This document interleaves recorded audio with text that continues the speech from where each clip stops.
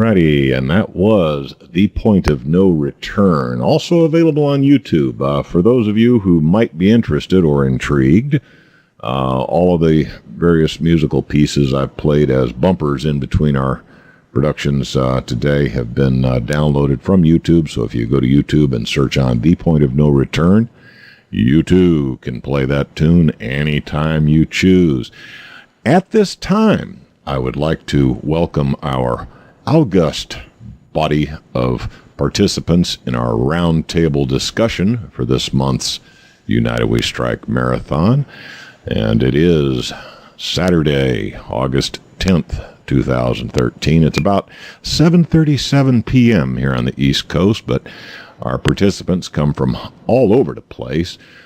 We have in our roundtable this evening Matt Navarro. We have Dean Lloyd. We have Am Rosen. We have Larkin, Texas. And, of course, we have Dinah Everett Snyder. And I would like to inform our panel that your mics are now live, so be careful about talking nasty about anybody's mama. Well, thanks, Gary. Hey, I wanted to start the conversation off by doing this. It's our 4th anniversary. It's our 4th birthday of holding these marathons, and we've come a long way from what we started at. We had some very rough beginnings with personnel and people who were disruptive to our efforts. We had technical issues, and we still continue to have those. But we've come a long way in these 4 years, and I think we've built a good, solid listenership, or if anything, a reputation for what our goal is. And I have been on air all day since this morning, so I really don't want to eat up more airtime. I'd like to share that airtime with everyone gathered here. But being this is our 4th anniversary, I'd like to ask your opinion and get your reasoning for why you participate in these marathons. What makes these marathons important to you that you would go out of your way the second month of every Saturday to do what we do here on the show? So we'll start going around the table, and let's start with Dinah. Dinah, you are probably one of our worst cases for technical foibles in the last few months, but welcome to the roundtable, and tell us why you participate. What is your objective here? Thanks, Matt. Yes, it does seem as though I've been on the receiving end of lots of technical woes, although, of course, Vicky is not far behind me. She was unable to join us today at all, and her tech issues have been ongoing. My tech issues are not exclusive to the United We Strike Marathon, although they've been particularly bad the last few shows that we've done. And to me, it's almost as though that's one of the reasons why, by golly, I won't back down by being here, by hook or by crook, because, I lecture a lot on autism, and I lecture extensively on cancer and the recurrences of cancer and autoimmune illness, because they're so prevalent in our communities. And, of course, I've done a lot of work with veterans, which was an offshoot of my work with autistic children. And the more I go down that path, the more I realize that what I and others like myself are doing with our clients is the right approach. And it's the right approach because there is a health response. These people are getting better. The quality of life is improving for the autistic children. Certainly the quality of life for the veterans suffering from PTSD has been improved tremendously by the work that I and others like myself have done. And coming on the radio show, and certainly on the marathon, is an opportunity for me to expand and on my listenership.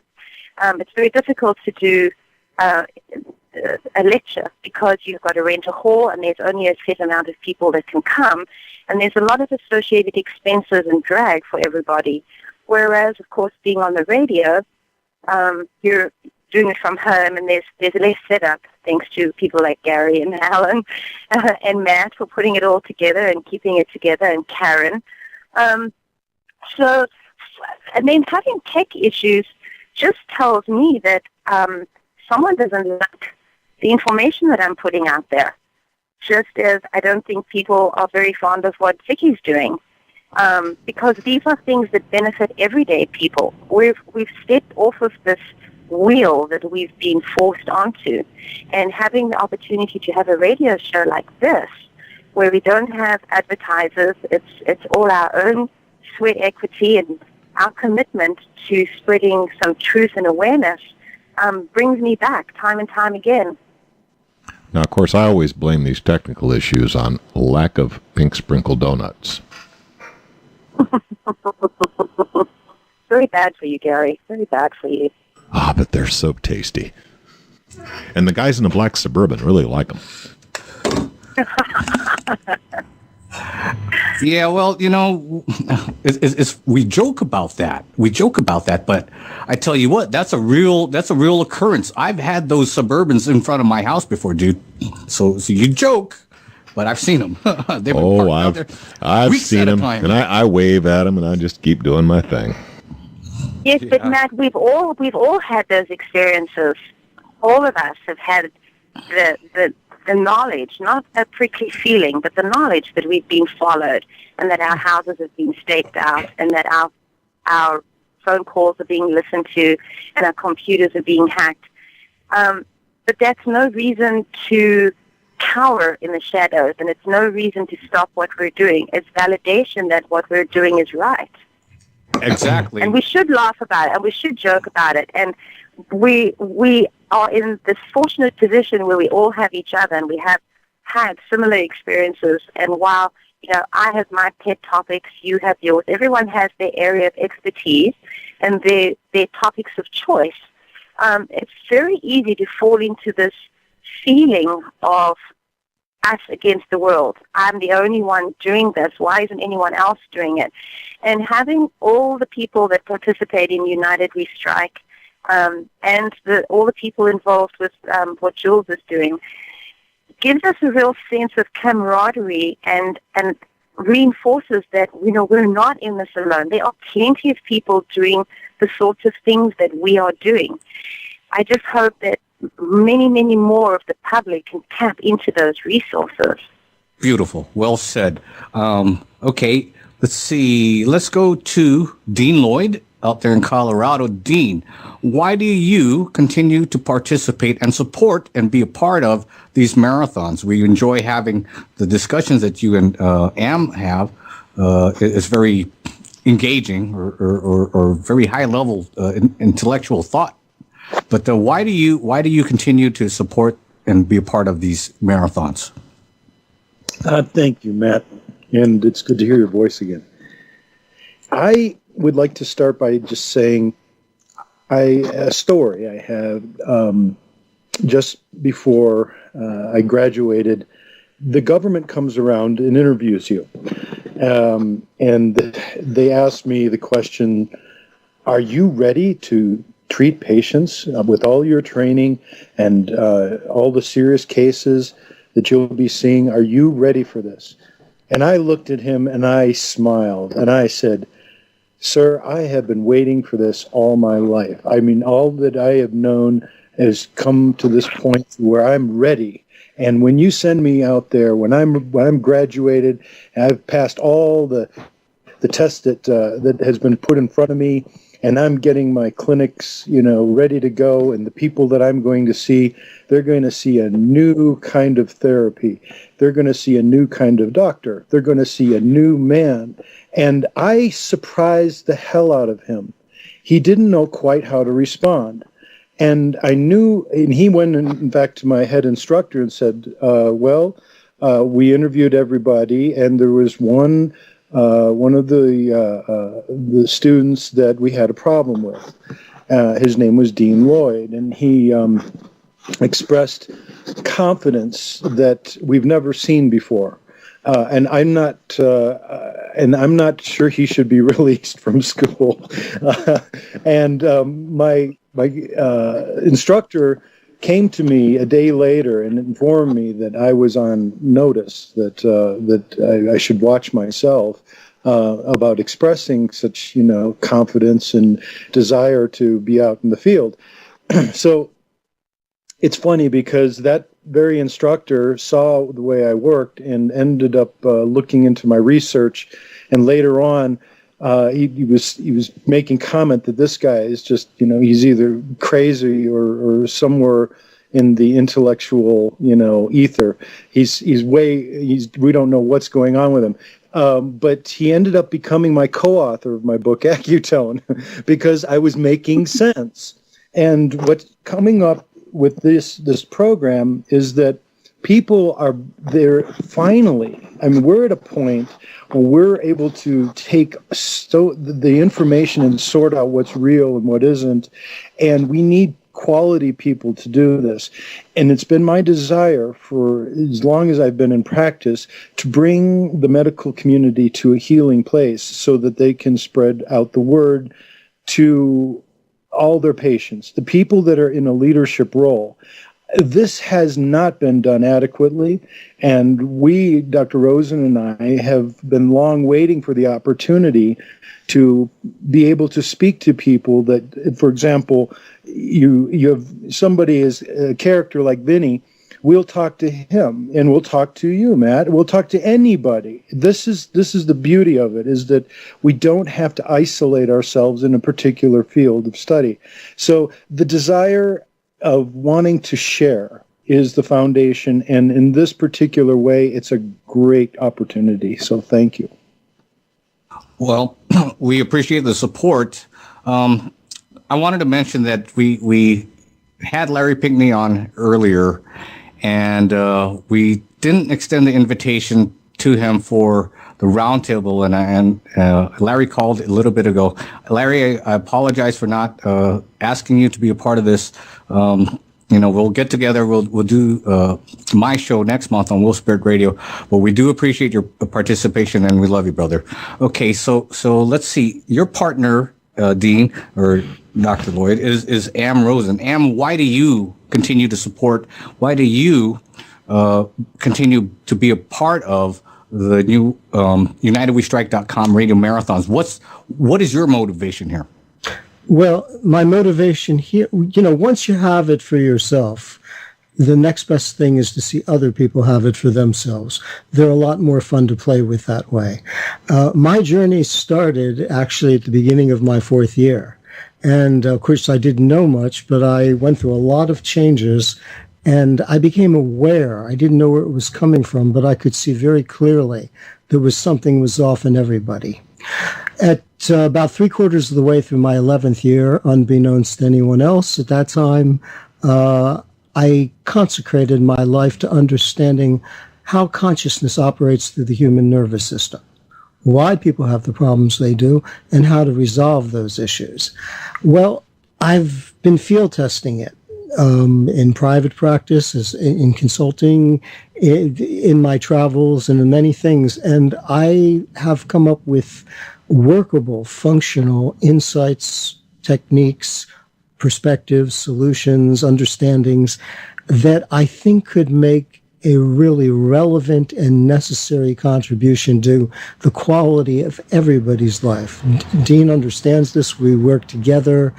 I think I could highly upgrade the qualities of psychology, the education system, healthcare, not to mention the overall pattern of how everyday people interact. But I'm looking for a chance to affiliate with people that can be open, that I can share with. What I have is for everybody on the planet, but I understand why things are the way they are and how they got to be that way.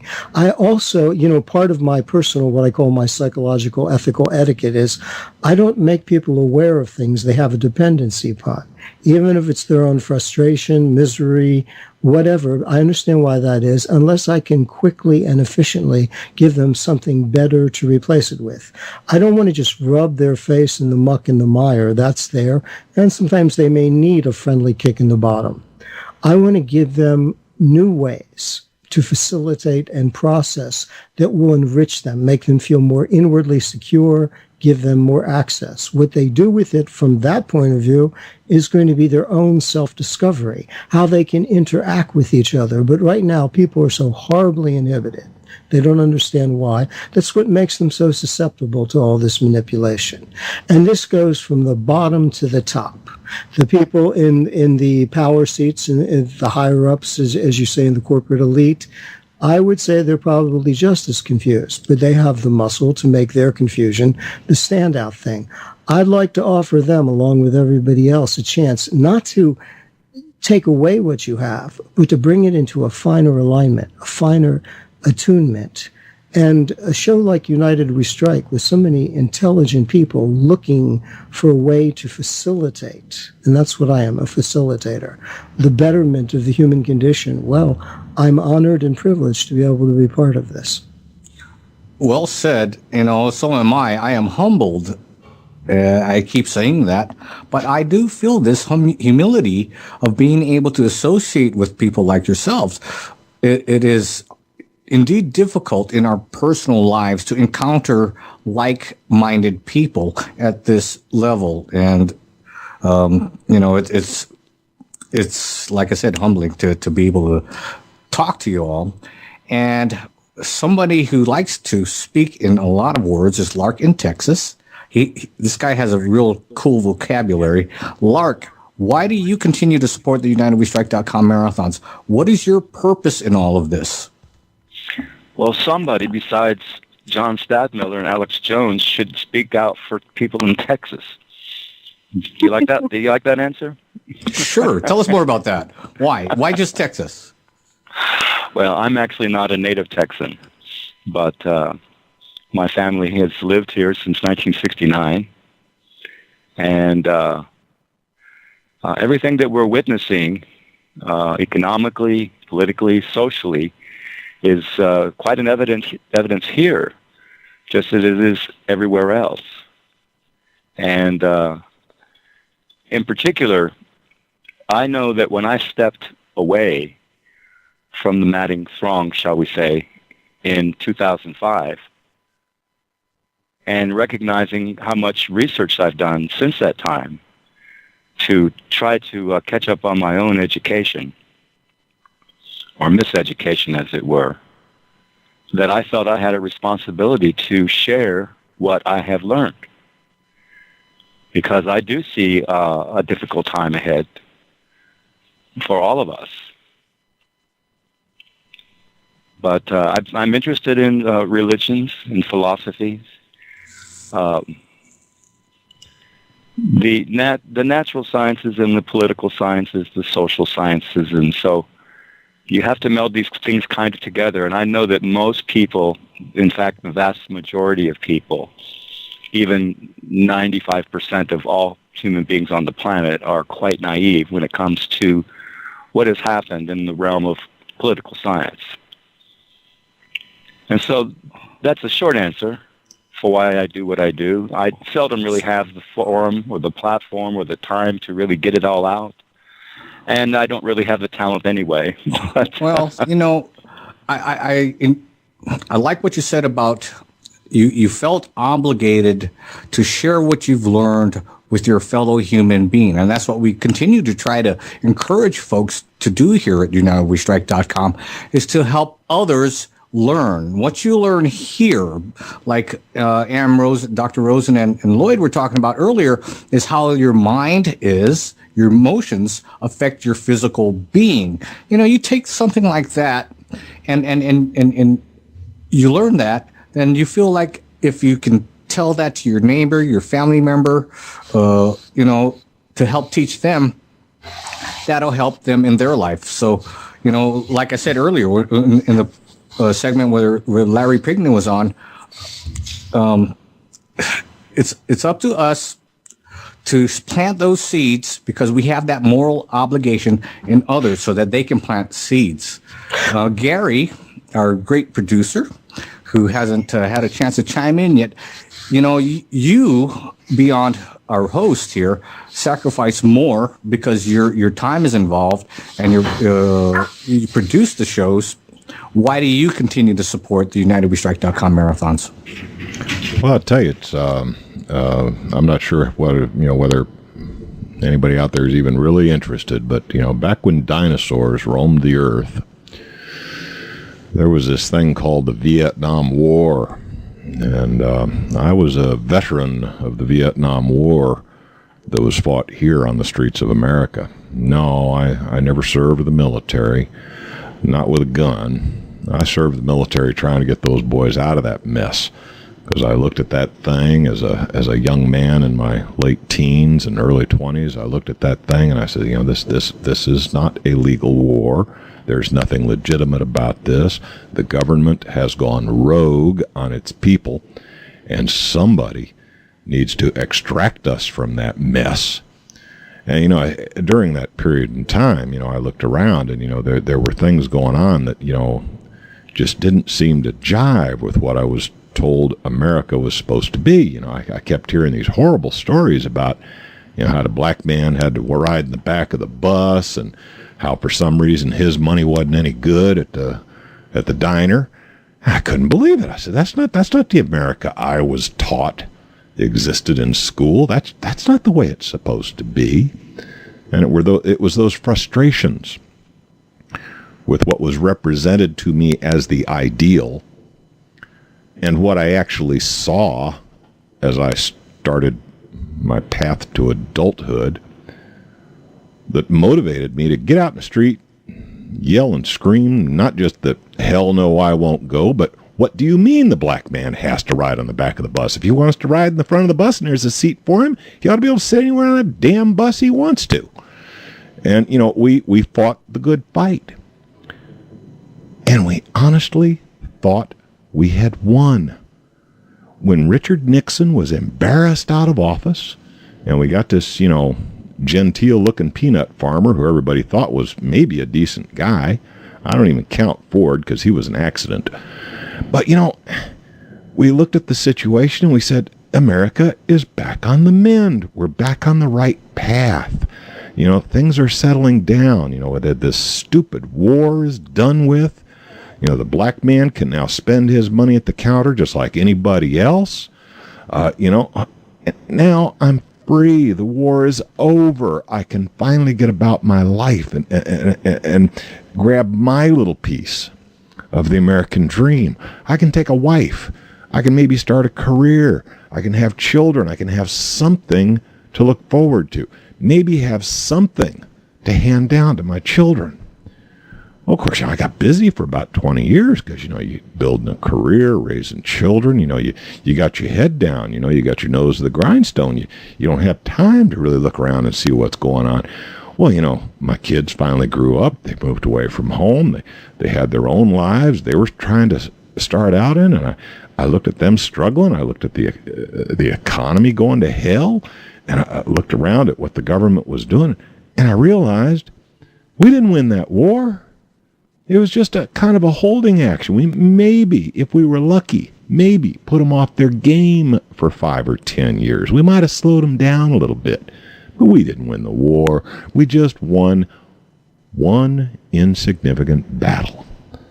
And I came to realize, as old as I am, and even though I don't have my ponytail and my Harley anymore, it's time to re-engage. Because you know what?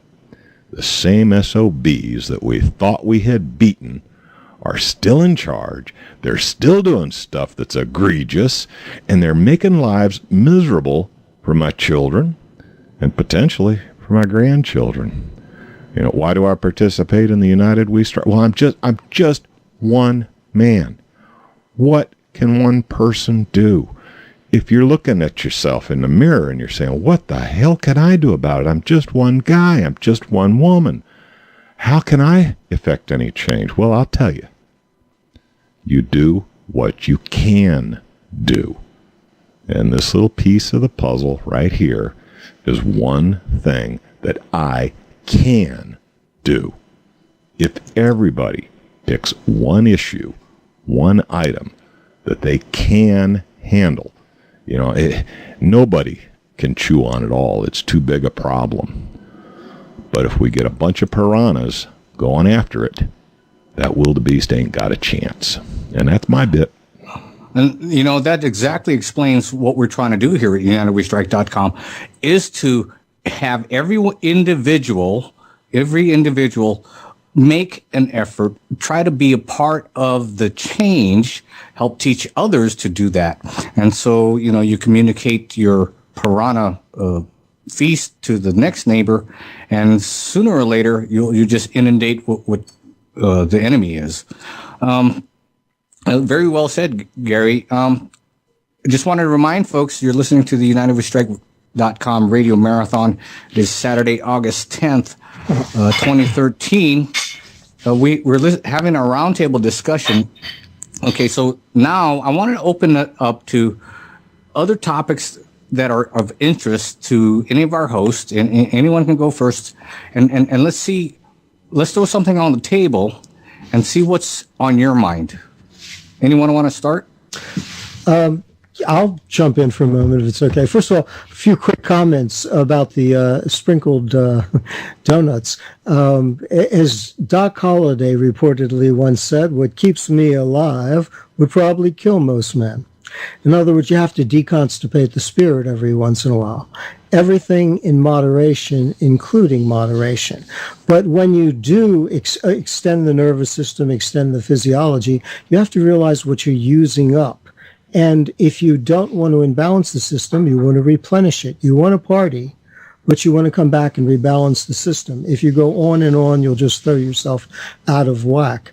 One of the things in getting people to listen, years ago, when I first started facilitating people and giving them, especially on the mental level, a chance to open up and get beyond the places they felt stuck, at first everybody would test me. It hasn't happened in a long time because people sense it's just there. But the idea is that if I can't handle my stuff, and I can push you around, I can push your buttons, whack you out, then how can I trust you to handle the things that have made me so afraid, I don't even know what they are, that I'm willing to live a second-class existence to trash my life?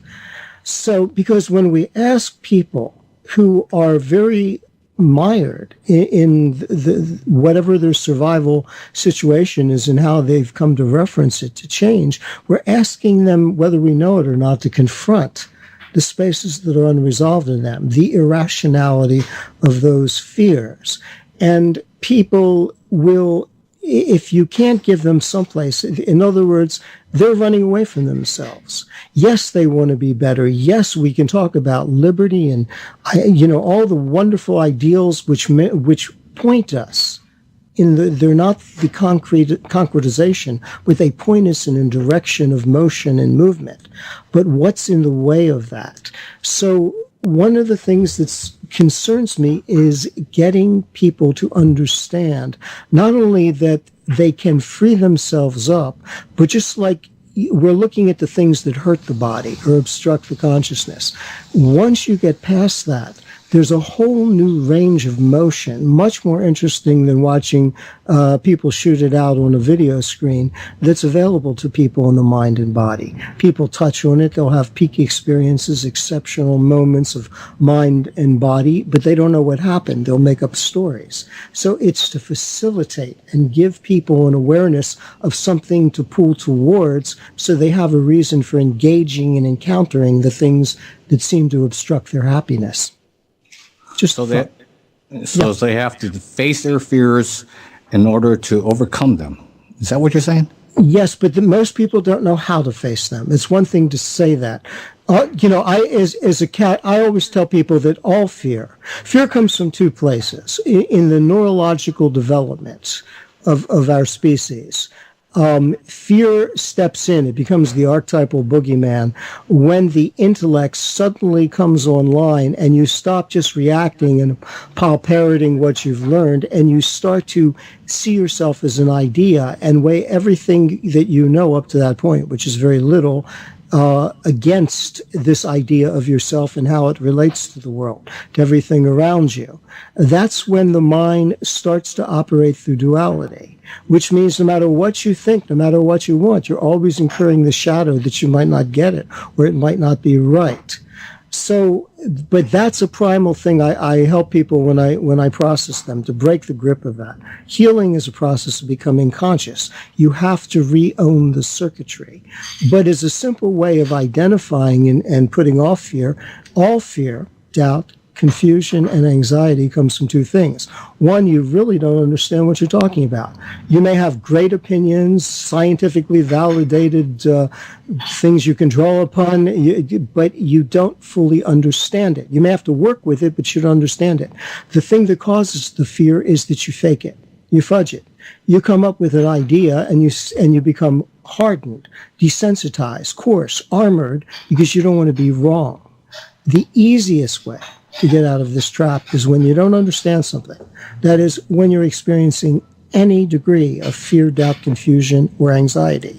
You need to at least admit to yourself, there's something here that I don't yet understand. That's obvious. Now, if you don't understand, you don't understand. Well, what's missing? How do I see it? Where did I get this information from? You stop being on the pedestal of self-justification. You become open and receptive. What's missing? What's available to me? You, instead of defending something, you become an explorer, an experimenter. Well, I think if I combine my energies in this way, under these circumstances, with these people, we could possibly achieve such and such. But I don't know if it's true. But now I have a range of motion. I don't have to defend it. I can learn from it. But until you give people a way of handling fear, which is irrational, they'll sabotage themselves, because every time they get too close to the proximity, and what triggers them into the proximity of fear is becoming more whole, more fulfilled, more actualized. I agree with that. I agree with that. Fear is my belief is that fear is based on a lack of information, so that somebody can influence us. Because we don't have enough information, they can guide us into a fear-based state of mind. Look at 9/11, which is a great example of fear-based mind control. They told us that these people hiding in a cave did this, brought down 2 big buildings, okay? And then they said, if you believe in conspiracy theories, you are part of the problem. You are one of the people who are guilty of taking down these towers. So they put that fear into us, and they tell you not to look at the truth. Therefore, now being a truther has a bad connotation, when prior to 9/11 in history, truth was the redeemer of life. It was goal in life to find the truth, and that is what is taught in all of our major religions, to find the truth. But well, excuse me. Yeah, but what you're saying is the more information that people can gather via the internet, print, books, however you can inform yourself, you can overcome that fear by filling in that gap, like you say. But we live in a fear-based society. That's why I think UnitedWeStrike.com and our marathons are so important, because we bring information to the public on a global scale, for international audience to help fill in those gaps so that they are not fearful. Well, you're never afraid of what you understand. There's a difference between information, which is important and helpful, but people can have a lot of information but not know how to psychologically integrate it. When you understand, you've stood under the experience of whatever the consideration is until your consciousness is merged with it, till you see exactly what it is, what its interactive range of motion is, how you can independently access it for yourself. You can pick it up, put it down, rearrange it, leave it alone. Circumstances may be threatening, but you're not afraid of them. You're handling them. So having information, but the question is, what level of consciousness is directing people? I said earlier, if we sit down, there's no pressure on any of us, have a cup of tea, just smiles, we can talk very nicely. But if you get too tired, too frustrated, too depressed, too horny, too lonely, too something, where you're thrown off kilter, what directs your actions? You revert back to these subconscious patterns that no matter how much sense you make, you're always fighting yourself. You wouldn't choose to pick on yourself, aggravate yourself, but we do it inadvertently. So you have an irrational part of the mind we call subconscious fighting against what makes sense to us. And so it's not just the information, it's knowing how to actually take it and make it functionally accessible through the nervous system and the physiology. Excellent. I'd like to just add one little piece here is that we get sucked in a lot by negative information. And you said just a moment ago, Matt, that fear is from a lack of information. And that's part of the truth. The other thing we have to realize is that what Am is bringing up, and so much of what we don't know about what's being planned for us, what's the, we know that there's sinister plots that are, somehow going to corner us, and how are we going to respond? And the answer that we're talking about in our shows, and Gary touched upon it when he was saying these things should not be. The paying in the black man in the diner, his money's just as good as the white man or the Chinese man or whatever. Obviously, when an injustice hits you in the heart, you want to take action if you feel the courage to do so. If you're motivated, and remember that when we face these fears, as was mentioned before, is that all those things that come up that have prevented you from moving past the fear, all those things, those are those deep emotion, those fear-based emotions come up, they will throw you off unless you're able to keep your center long enough to get through it. Any storm, any battle, anything that comes up, you're going to be facing the deepest challenges in yourself, not outside your world. And we talk about that. And I don't know if you wanted to speak on that, Gary, but did you have any feelings on it? Well, fear, wow. You're talking to a guy who's been quite literally beaten with billy clubs, pepper gassed, locked up more times than I can count. And of course, I'm an old country boy with straw for brains, so I can only count on my fingers and toes, and I've been locked up more than that. Fear. Yeah, I mean, right there in the moment, you recognize an immediate threat. But, if you let fear get the better of you, you can become incapacitated. And it's the same with, you look at all the problems we're faced with. I mean, my God, the money is going in the toilet. There's no jobs for our young people, and they weren't taught the skills to become entrepreneurs. I mean, even the young ones that go to college nowadays aren't taught that entrepreneurial spirit where I don't need a job, all I need is some work.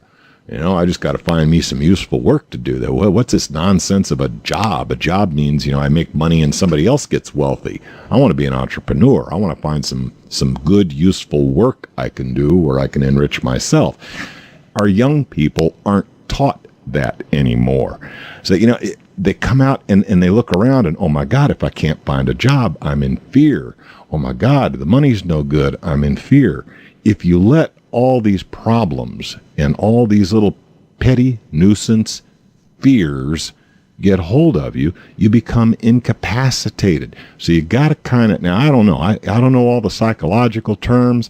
I'm not schooled in that area, but even an old country boy with straw for brains knows enough that if you allow yourself to be guided by your fears, you're guided down a path that's a dead end.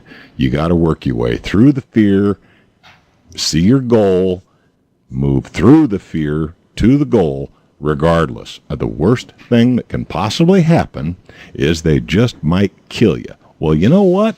We're all going to die anyway. And there are some things that are worth dying for.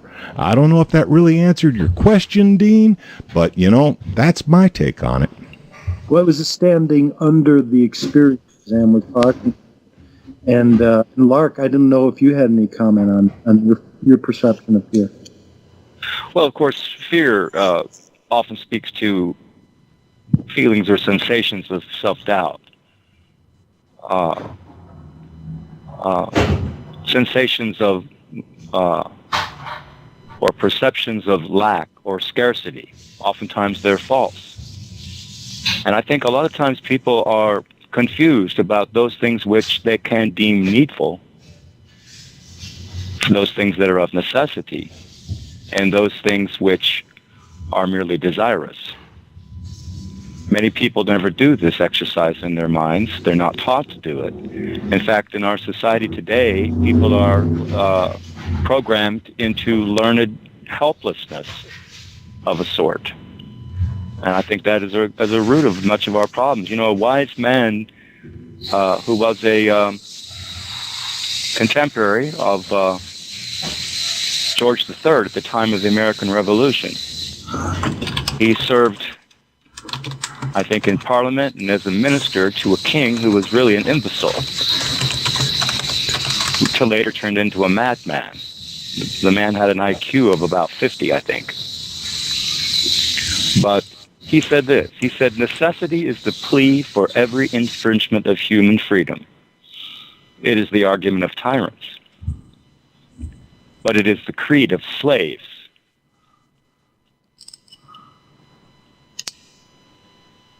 Okay, indoctrination, that's what you're referring to then. Dinah, we haven't heard from Dr. you. Lloyd? What are your thoughts about the fear-based society we're oppressed by? Well, I think we are definitely living in a fear-based society, and I think that it's spread beyond the borders of America, and it's rapidly encroaching upon people on a global scale. As a global community, we are living in a fear-based society, and I'd actually posed this question the other evening to my veterans group, and my question was, can a world power really provide global leadership on the basis of fear and anxiety? And it was very interesting to hear their thoughts. But I'd like to go back just a little to this, and it's the following.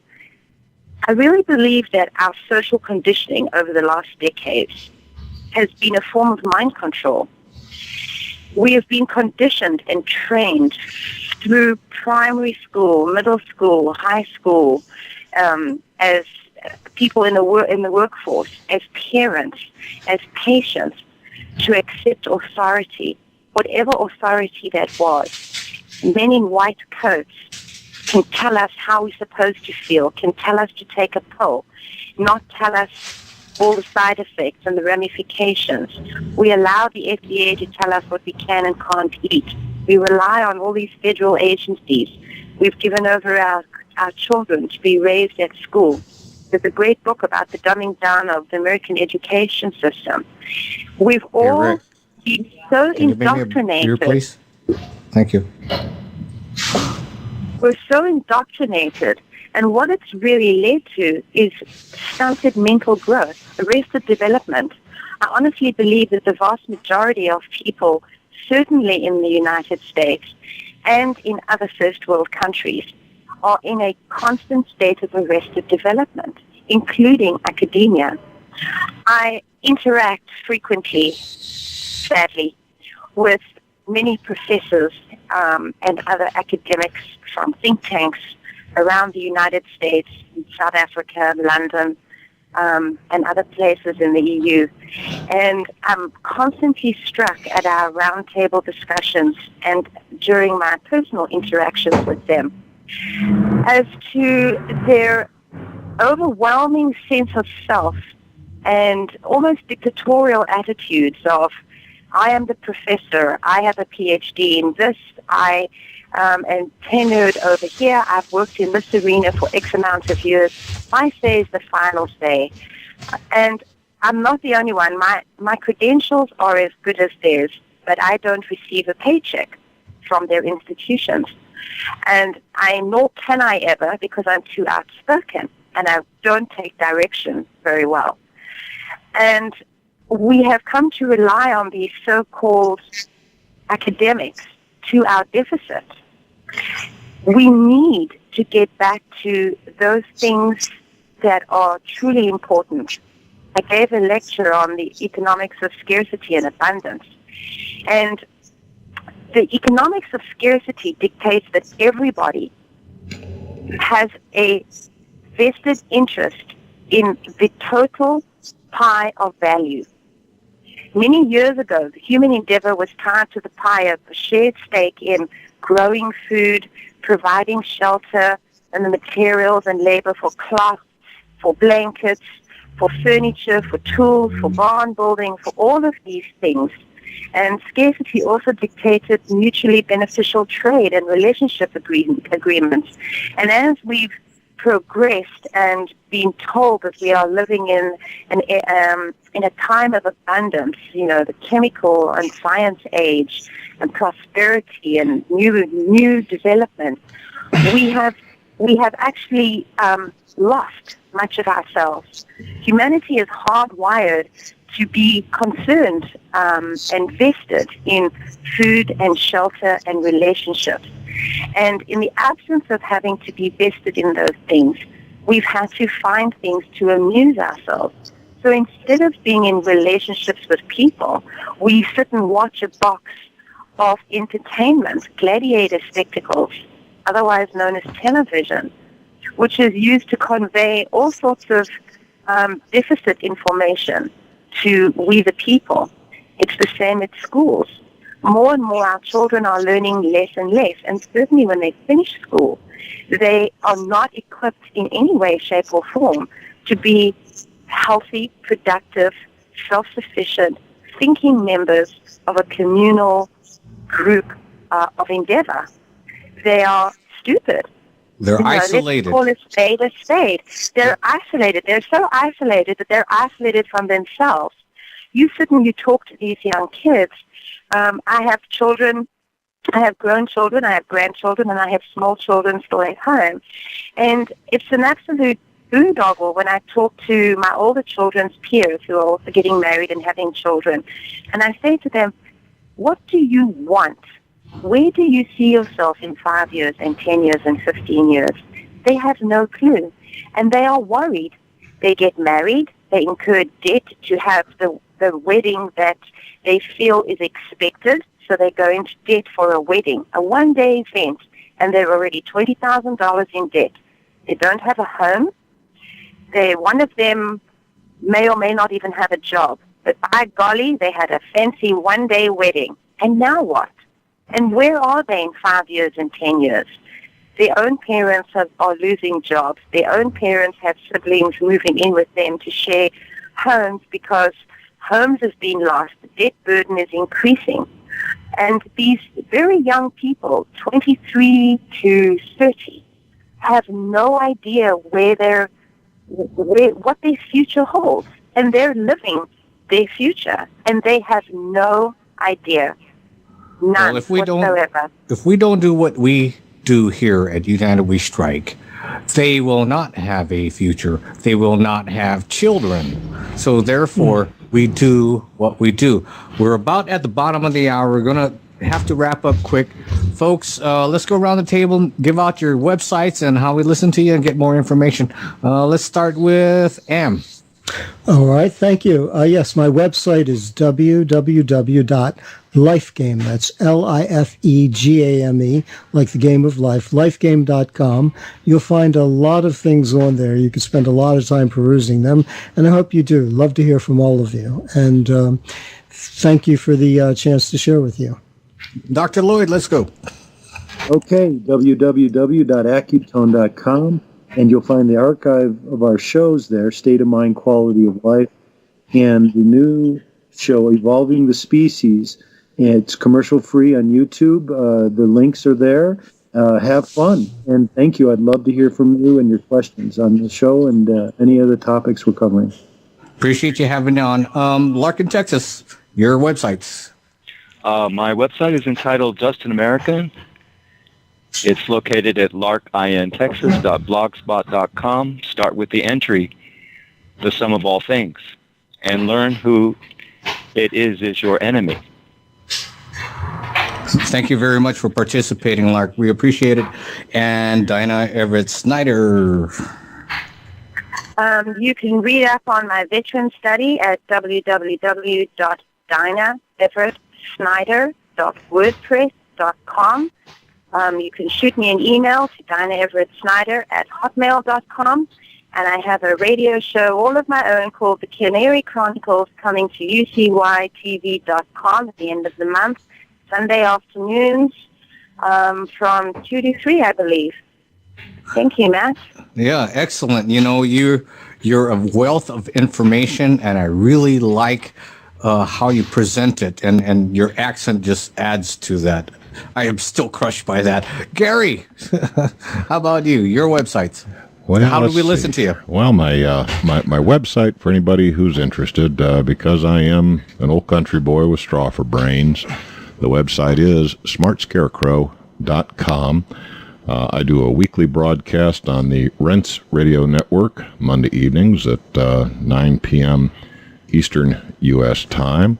I also do a vanity published project on Thursday evenings at 9 o'clock Eastern time. It's published on Justin TV, but there is a live viewer available at the smartscarecrow.com website. And on that Thursday broadcast, we focus on alternative energy topics. It's actually a very well-received broadcast. That thing gets more views than I sometimes believe is possible for such an eclectic topic. But in any case, smartscarecrow.com centralizes most all of my published materials. You know, we thank you, Gary, for all your hard work. You know, you're a producer for us, and an excellent one at that. And you've got that great voice. You've got a great radio voice, and I like that. I again want to apologize to my good friend Larry Pinkney for not having extended the invitation to this roundtable. We'll definitely have to hook up soon.